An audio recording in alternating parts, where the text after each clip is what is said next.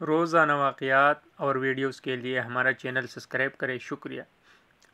حال ہی میں انڈیا کی ریاست مدھیہ پردیش کے رتلام ضلع میں ایک خاتون نے ایک انوکھے بچے کو جنم دیا ہے جس کے 2 سر اور 3 ہاتھ ہیں۔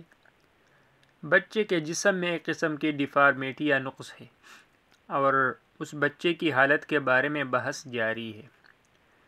بچوں میں اعضاء سے متعلق نقائص کے بارے میں سوچ کر ذہن میں بہت سے سوالات آتے ہیں۔ ایک بڑا سوال یہ ہے کہ نوزائیدہ بچوں کے جسم میں نقائص کیوں پیدا ہوتے ہیں اور ان کا علاج ممکن ہے۔ رتلام کے اس بچے کے بارے میں بات کی جائے تو ڈاکٹروں کے مطابق اسے پیراپیگس ڈائپیپلس کہا جاتا ہے۔ یہ نامکمل جڑواپن کی انتہائی کمزور قسم ہے۔ ڈاکٹر کہتے ہیں کہ اس کے علاوہ اس بیماری کی اور بھی قسمیں ہیں۔